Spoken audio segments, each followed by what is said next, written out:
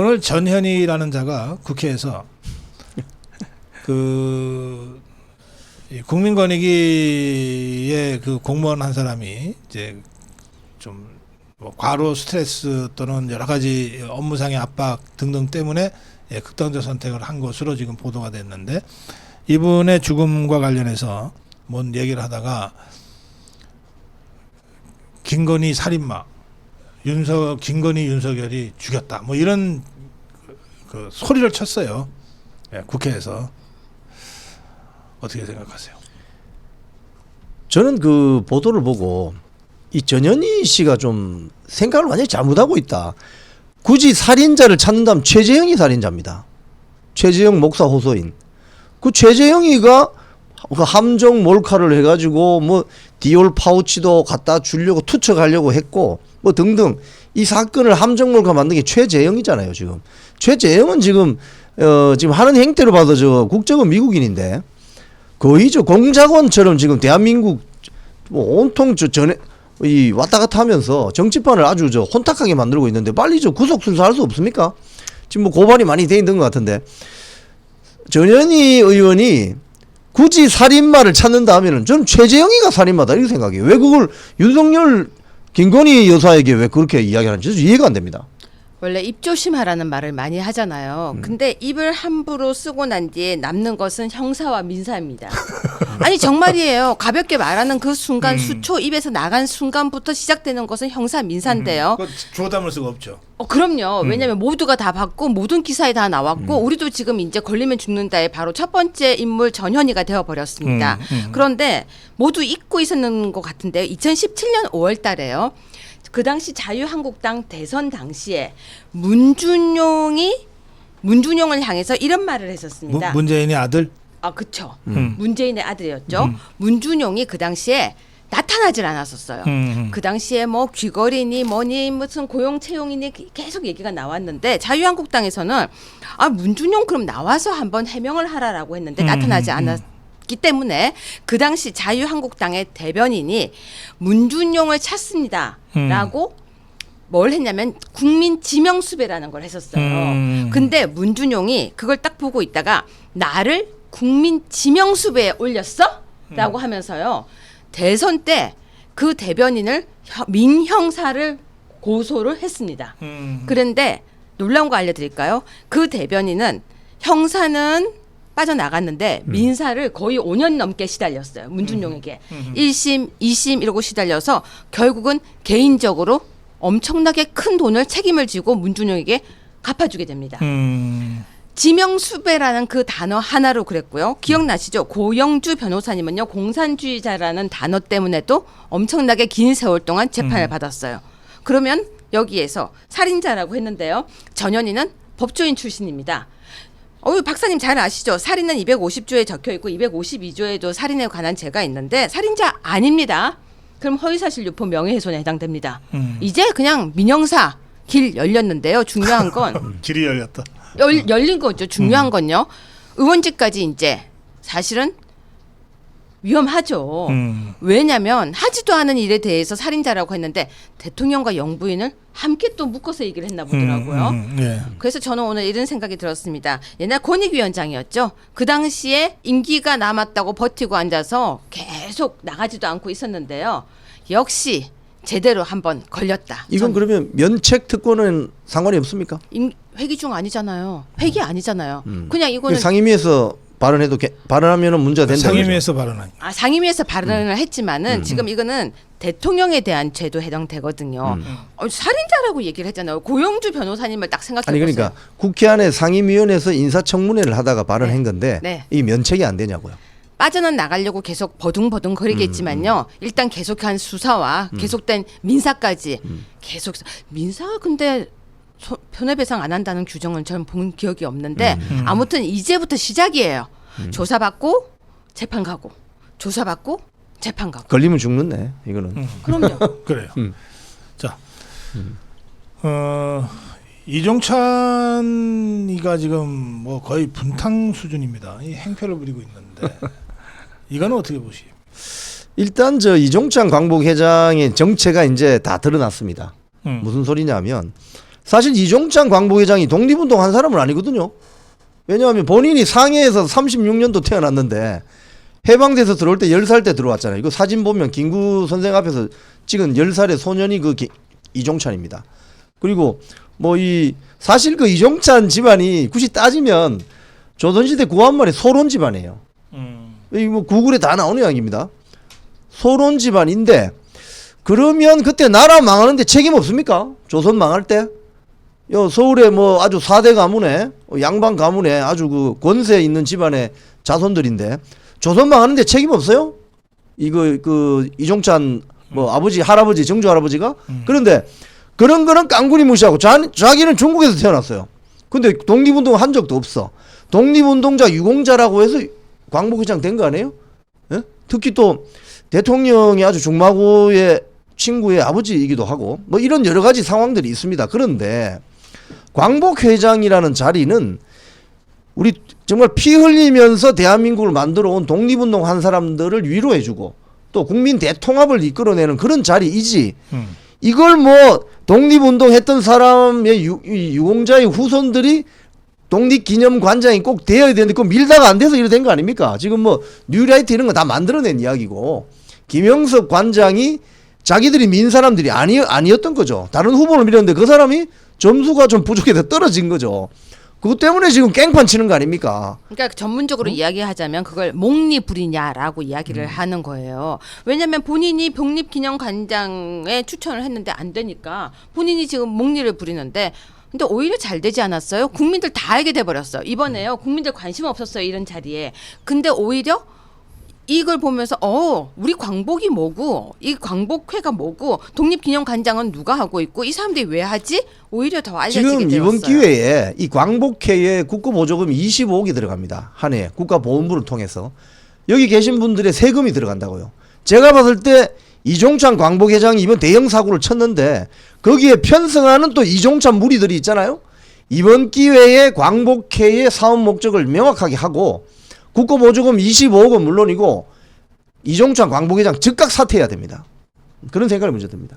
25억의 국고보조 부분은 정부에서 판단할 수 있는 거죠. 그렇죠. 예. 그러니까 지금 광복회가 해야 될 사업 목적이 있잖아요. 그걸 제대로 하지 않으면 이거 일종의 배임이잖아요. 그러니까 그 국고보조금을 지급을 중단해야 된다는 거예요. 그런지 성명서가 자유대한호국단에서 나왔습니다. 이틀 전에. 예. 이때 제일 좋은 것은 감사를 해야 되겠네요.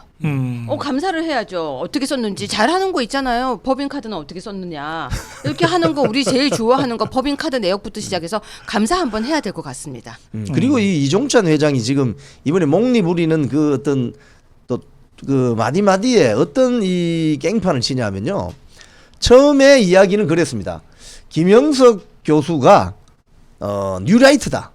뉴라이트라서 곤란하다. 뭐 이승만 대통령을 건국의 아버지라고 부르면 안 된다. 근데 그게 마치 자기들의 명분인 것처럼 이야기했잖아요. 결론은 자기들이 미는 후보가 있었는데 그 후보가 떨어진 거예요. 그게 누구예요? 김구 무슨 뭐 김구 장손자 김진여. 뭐 그런데 어제 저녁부터입니까? 그게 뭐 뇌물죄로 감옥 갔다 온 사람입니까? 이 부분은 제가 설명할 게 있어요. 예. 혹시 기억나시는지 모르겠지만 노무현 정권 당시 보훈처장에 내정됐었어요. 그래서 임명장을 받으러 가다가 잠깐만 하고 스톱을 하고요. 그 당시 대검이었니 어디인지 어떤 검사팀에서 직접 체포하러 갔던. 그래요? 제가 그 사람한테 직접 들은 얘기예요. 오늘 제가 방송 나간다고 그 하니까. 사람이 그 사람입니까?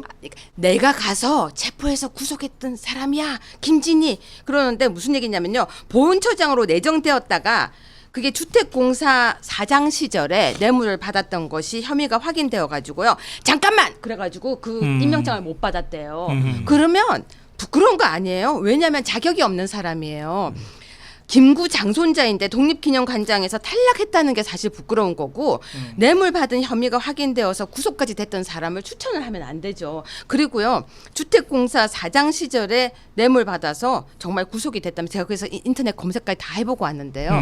했다면 부끄러워해야 됩니다. 내가 김구의 장손자인데 정말 그런 걸로 있었으면 자숙해야 되는데 여기에 또 추천했는데 탈락돼서 갈등이 증폭시켰다고 하는데 글쎄요. 저는 이런 생각이 들었습니다. 대한민국에 정말 이 김구 장손자가 이런 문제에 연루되었으면 전 조용히 지내는 게 맞지 않을까라고. 지금 광복회가 지금 운영을 저런 식으로 하게 되면 국민들이 공감할 수가 없습니다. 그러니까 내가 독립운동가의 그 독립유공자의 후손이면은 다 그 광복회 관련 단체의 기관장이 될 수 있고 한다면 이건 이권 카르텔이죠. 이권 카르텔인 겁니다. 지금 이권 카르텔에 대해서는 뭐 저희들뿐만이 아니고 지금 현재 MZ 세대들이 제일 싫어하는 게 그런 거잖아요. 금수저 아버지 잘 만나가지고 특혜. 할아버지 잘 만나가지고 아빠 찬스로 할배 찬스로 그런 식으로 되면은 광복회가 이건 이권 카르텔이죠. 그렇다면 광복회라는 조직부터 근본적으로 다시 뜯어 고쳐야 되는 거예요. 지금 김영석 교수가 독립기념관장 간 것은 결과적으로 보면 잘 됐구나. 저런 분이 독립유공자들 알려지지 않은 독립유공자들을 발굴해내어서 책으로도 소개하고 그런 분이거든요. 그런 분이 오히려 기념관장으로 가시는 게 훨씬 좋죠. 제가 봤을 때는. 그런데 지금 뭐 광복회 이종찬이 무리 일부예요. 뭐 제가 보기 극소수야.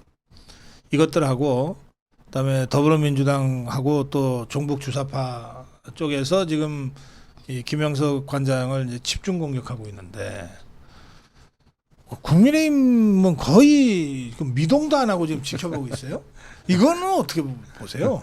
지금 사실은요. 국민의힘 국회의원들 특히 국민의힘 정치 세력의 문제점이 바로 이겁니다. 역사 논쟁을 하지 않으려고 해요. 의도적으로 회피합니다. 왜냐하면 자기 정체성이 명확해야 정치 이데올로기가 생길 거 아닙니까? 자, 이승만이 건국의 아버지라고 하면은 유라이트라고 광복회가 보도자료 냈거든요. 그 기사 내용이 다 보도자료 낸 겁니다. 광복회가 스스로 9가지 기준 여기 걸려들면 다 유라이트다라고 사상 검증을 하기 시작했는데 그럼 여기에 대해서 뭐 관련 상임위 국회의원들이나 국민의힘 또는 관련 국회의원들이 발언을 해줘야 되는 겁니다. 자, 나 이승만 대통령을 건국의 아버지라고 생각한다. 나 유라이트다. 어쩔래? 광복인도 어쩔래 나를? 내가 국회의원 한 번 하고 떨어져도 좋다. 나는 이승만을 건국의 아버지라고 생각한다. 네 어쩔래? 이렇게 달려들어야 되는 거예요. 근데 그거 못하는 이유가 있어요. 왜 못합니까? 잘 몰라서요. 아니 왜 다 알 거라고 생각을 하세요? 입을 못 댄다니까요. 아니 내한테 따지지 마시고. 아니 제가 따지는 게 아니라 지금 우리가 오늘 걸리면 죽는다니까 지금. 아니 안 그래도 내가 궁금해서 물어보려고 그랬어. 왜 그럴까? 무식해서 그러냐? 몰라서 그런다니까요. 그러니까 그때 저희 선거 때요. 그게 있었어요. 이승만 대통령에 대한 영화가 있었어요. 그 영화를 보고 정말 다 감동이라고 이야기를 했었어요. 그런 다음에 그 영화와 완전 다른 이야기들을 하는 정치인들이 되게 많아요. 정말 몰라서 그래요. 왜냐하면 건국절? 그건 뭐지? 그러면 언제부터 그렇지? 수립? 그러면 대한 정부 수립인가 헷갈리는데 그래서 역사 교과서가 중요한데요. 지금 역사 교과서가 너무 다양하게 많거든요. 학교 다닐 때 역사 다 잘하지 않았어요. 했던 거 다 까먹기도 하고요.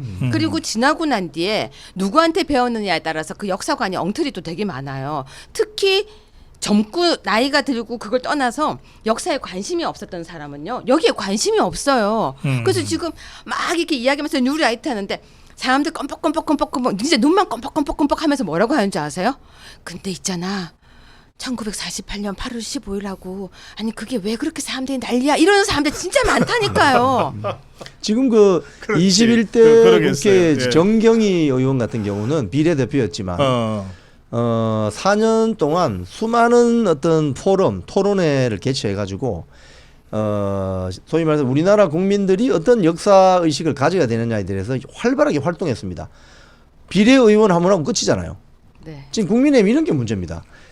우파 진영의 이데올로기에 투철한 사람들을 더 많이 국회의원 배지 달게 해야 되는데 그렇지 못한 거죠. 그 건국일이 지난번 전당대회 때도 나왔잖아요. 나왔었죠. 그 당시에. 원희룡이 한동훈한테 질문했잖아. 네네. 그 한동훈이가 대답을 못 하던데. 그때 사실은요 제가 아까 그 말을 하고 싶었는데요. 여러분 나중에 막 돌아가 보세요. 제가 기억력이 좋아서 누가 어떤 워딩을 했다는 걸 다 기억하는데 분명히요 그때 지금 한동훈 대표가 그 당시에 이승만 대통령 영화를 보고 난 뒤에 엄청 감동스러운 표정으로 나와서 하면서 잘하는 거 있잖아요. 그 약간 분위기 딱 잡으면서 거기에 대해서 이야기를 했거든요. 그 이야기와 완전히 상반된 이야기를 그 당시에 그러니까 전당대회에서. 그럼요 예, 전당대회에서는 뭐라고 그랬는데? 아니 질문에 답을 못하고 불리하면 답을 안 하나. 저 이 건국과 관련되는 이런 거는 사실 그 미국 같은 경우는 7월 4일이 건국 기념일이잖아요.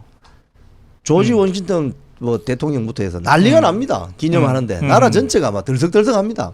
그런데 우리는 8월 15일 그러니까 1948년 7월 17일 제헌국회가 우리의 주권을 선포하는 헌법을 선포했어요. 그리고 8월 15일에 광복절 기념식 날 건국일을 선포한 겁니다.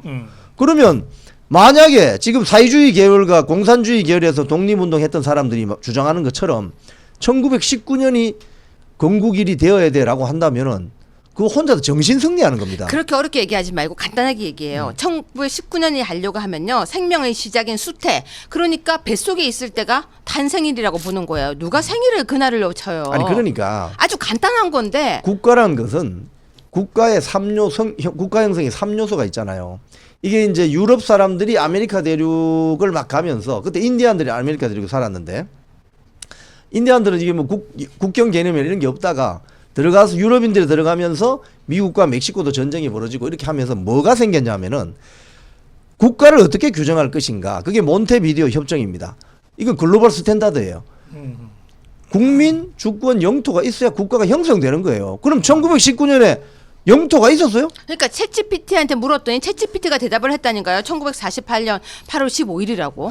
제가 있잖아요. 되게 쉽게 진짜로요. 제가 왜 물었냐면요. 이런 거는 아주 논리적으로 싸워야 돼요. 그래서 챗GPT한테 제가 물었습니다. 그랬더니 챗GPT가 뭐라고 하냐면요. 정부가 수립되고 헌법이나 법률에 의해서 체제가 정비됐을 때 그 기본을 충족했을 때 예를 들면 대한민국은 1948년 8월 15일 정부 수립.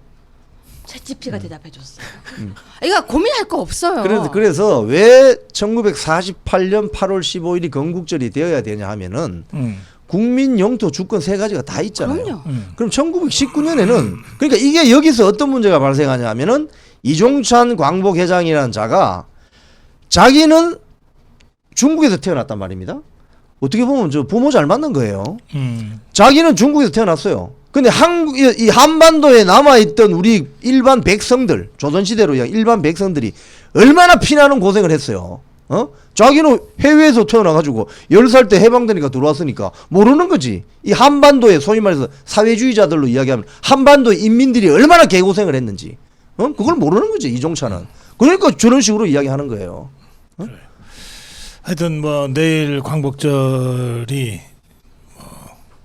좀 일부가 불참하는 가운데 진행은 되겠습니다만 저는 차제에 우리 자유파가 이념과 역사관을 바로 세우는데 정말 좀 적극적으로 나서야 된다 이런 생각이 들어요. 국민의힘이 몰라서 그러는지 겁이 많아서 그러는지는 모르겠는데 또 둘 다일 수도 있고. 근데 어쨌든 저런 정당 믿고 어떻게 우리가 종북주사파 싸워요. 박사님 나중에 진짜 잡고 물어보세요. 그거 왜 그런지 아느냐 하면요. 아마 다들 박사님한테 그럴걸요. 제가 지금 바빠서 좀 죄송합니다. 이러고 다 갈걸요. 정확하게 대답을 그러니까. 야무지게 못해요. 그러니까 국민의힘만 아니라 우리 자유파 전체가 적어도 이 자유파라고 지금 우리가 얘기하는데 그럼 이게 자유주의가 뭔지 공화주의가 뭔지 뭐 이런 정도는 좀 확실하게 네. 좀 이게 좀 내면화 시켜놔야 되잖아요. 그리고 건국은 어떤 과정을 거쳐서 어떻게 이루어졌는지 하여튼 그런 데 대한 좀 정말 국민 정치 교육, 국민 역사 교육 이런 것들을 좀 우리가 함께 좀 고민해야 될 부분이 많이 있다. 맞습니다. 숙제가 많다. 네, 네, 그 말씀으로 좀 정리하겠습니다. 네. 마지막 주제인데요.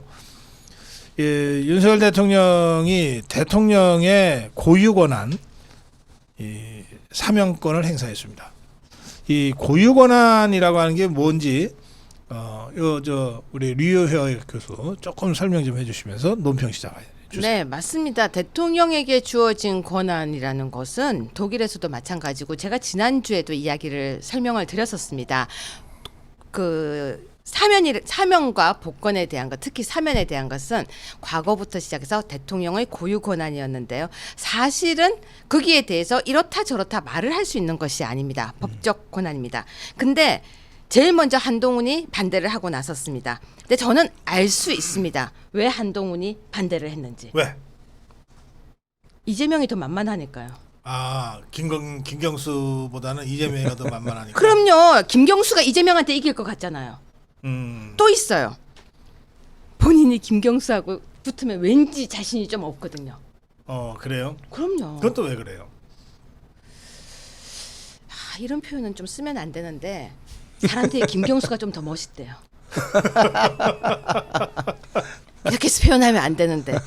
네. 그리고 사실은요. 한동훈은 법무부 장관 시절에 김경수 사면에 찬성을 했었던 부분이 있는데도 불구하고 지금은 대통령 고유 권한에 대해서 이렇다 저렇다 말을 하는데요. 저는 여기서 이렇게 말을 하겠습니다. 조국의 적은 조국이었습니다. 근데 한동훈의 적도 사실은 한동훈입니다. 그게 뭔지 아세요, 박사님? 서울대 법대 나온 법조인들이 약간 그런 기질이 있어요. 너무너무 똑똑해서 과거에 막 사안에 대해서 이야기를 하거든요. 자기가 이야기한 걸 또 까먹어요. 그리고 그 다음에 새로운 사안에 대해서 또 막 이야기합니다. 서울대 법대생을 다 비하하는 것 절대 아닌데요. 조국과 한동훈이 점점 비슷해져 가는 것 같습니다. 그렇죠. 예. 그 양극단은 통한다 이 말씀이네요. 네. 근데 지금 일단은 대통령의 사면권에 대해서는 고유 권한이기 때문에 사실 추경호 원내대표 말이 맞죠. 자, 제가 참 보니까 추경호 원내대표가 그래도 말을 그대로 뭐 품위 있게 하는구나 이런 생각이 들었는데 지금 한동훈 당대표가 원내대표 뭐라 그랬죠? 추경호 원내대표가 이 사면권은 대통령의 고유 권한이기 때문에 존중한다. 뭐 이렇게 이야기하면 되는 거예요. 딱 정해져 있어요. 정답은 대통령의 사면권에 대해서는. 그런데 한동훈 당대표가 직접 본인이 김경수 복권에 대해서 반대하거나 부정적이라고 이야기한 적이 없습니다. 측근이 이야기한 거지. 글쎄 말이야. 본인이 직접 이야기 안 했습니다. 왜 직접 안 하지? 그죠. 그것도 참 미스테리하면서 뭐 이것도 일종의 뭐 전술인가 그런 생각이 드는데 어쨌든 간에 본인이 그런 생각을 가지고 있다는 것을 측근을 통해서 흘렸어요. 언론 플레이. 그렇게 하면 안 되죠. 당대표의 발언이란 건 역사적인 기록으로 남는 것인데 본인이 찬성하면 찬성한다. 반대하면 반대한다. 아니면 존중한다. 라든지 입장을 명확하게 해줘야 되는 겁니다. 네. 당대표는 선장이니까. 자, 그런데 이 김경수 카드가 이제 나오면서 왜 이렇게 떠드는지 모르겠어요. 자, 지금 예를 들면 이종찬 강부회장 문제가 이렇게 시끄러운데 지금 한동훈 당대표가 무슨 발언한 거 들어보셨어요? 셀카는 잘 찍어요. 그러니까 이게 사안마다 자기에게 불리하면은 발언을 자제하고 자기에게 유리하면은 마구 떠들고 이런 게 좀 체질화돼 있는데 이렇게 하시면 안 됩니다. 그래서 김경수 복권에 대해서는 김경수가 복권이 되면서 윤석열 대통령의 그 뜻은 뭡니까? 김경수 씨 앞으로 드루킹 같은 그런 사건 다시는 하면 안 돼. 잘 살아 국가를 위해서라고 경고를 준 거예요. 사실은. 대신 네 정치인이니까 뭐 지방선거 나가든지 대선 나가든지 그건 네가 알아서 해. 기회를 준다. 그거 아니에요? 그것 때문에 이쪽에 조윤선, 안종범, 뭐 원세훈 다 풀어줄 수 있는 거 아닙니까? 그래서 정치적인 결단을 한 겁니다. 거기에 대해서 뭐 본인이 직접 하지도 않고 뭐 옆에 관계자들을 통해서 말을 흘린다. 이거는 당대표가 해야 될 좀 자세는 아닌 것 같은 그런 생각이 들어요. 그 반대할 수도 있고 찬성할 수도 있는데 이 대통령 고유 권한과 관련된 발언을 하자면 그 좀 최소한 지켜야 될 금도라는 게 있죠. 있죠. 이를테면 뭐 찬성한다 또는 반대한다고 합시다. 뭐 한동훈이 반대하는 모양이니까 반대했던 모양이니까 그러면 그 뜻을 전해야 될 거 아니에요? 그러면 이게 대통령 고유 권한인데 그리고 절차는 여기까지 왔는데 나는 그러나 나는 반대라는 것을 전하고 싶다. 그걸 주변 측근들한테 언론 플레이 시키는 방법이 있고 한동훈이처럼 아니면 대통령한테 뭐 전화를 하든지 잠깐 좀 뵙고 말씀드릴 게 있다고 그래서 따로 비공식적으로 뵙든지 만나서 얘기를 하든지 아니면 뭐 그것도 좀 어려우면 비서실장이나 누구 또 정무수석이나 이런 일을 하는 주무수석이 있거든요. 잠깐 보자 그래가지고 좀 대통령한테 이거 좀 전달해 달라든지 여러 가지 방법이 있잖아요. 근데 이자는 그걸 측근들 언론 플레이라는 방법을 계속 선택한단 말이에요. 이건 왜 그런 거예요? 당대표 된 지 얼마 되지 않았어요. 지금. 그리고 모두가 알아요. 윤석열 대통령하고 한동훈이 지금 사이가 안 좋은 거 아닐까? 하지만 당원들은요. 대통령과 잘 지내라고 한동훈을 뽑았습니다. 한동훈이 이뻐서 뽑은 것이 아니라 대통령 국정 운영에 도움이 되어 달라. 이재명은 아니다. 아니 잘 지내달라고도 뽑았지만 네. 잘 지낸다고 잘못 알고 뽑았어.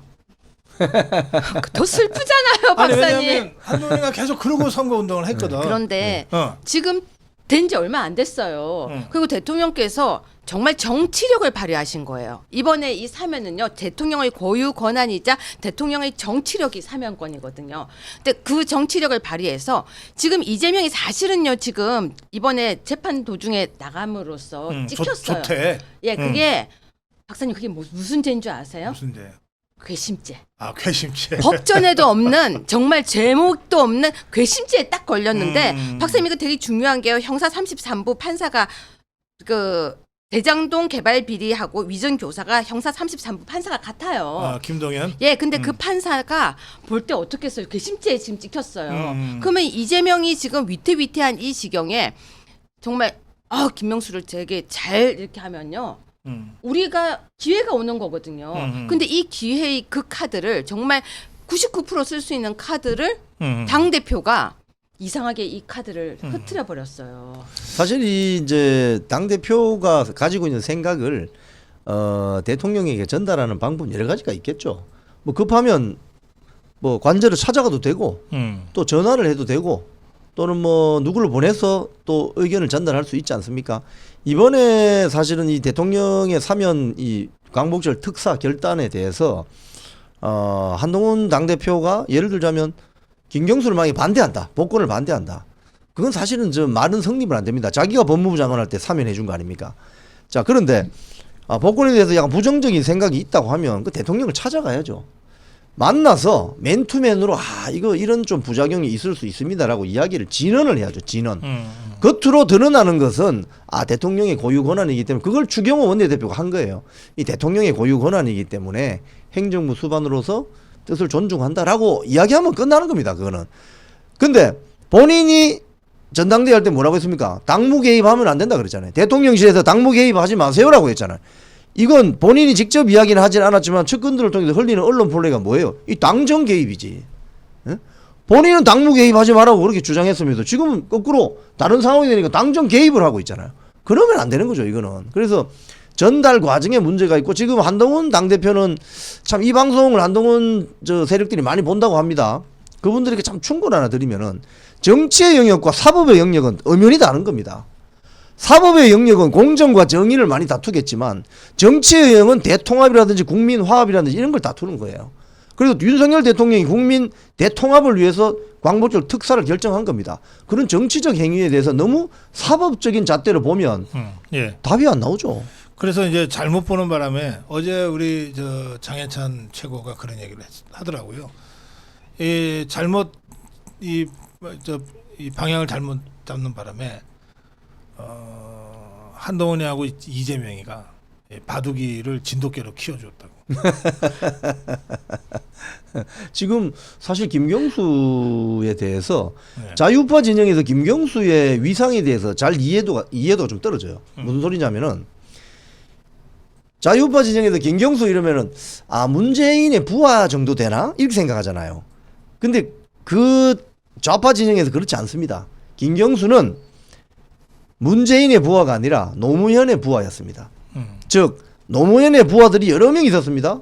그 중에 한 명이 문재인이에요. 그리고 김경수예요. 그리고 김경수가 만약에 올 연말에 국내에 들어온다 이렇게 되면 친노 진영은 물론이고 친문 진영 그리고 이재명을 반대하는 세력이 좀 있잖아요. 지금 김경수 카드가 딱 전면에 뜨자마자 가장 강력하게 발언하는 사람이 정봉주하고 김동완입니다. 이 말은 반 이재명계 친노 친문계가 김경수 쪽으로 확 몰릴 가능성이 큽니다. 예? 뭐 일설에는 지금 독일 가는 비행기 티켓이 없다고 하던데 김경수 만나러 가려고.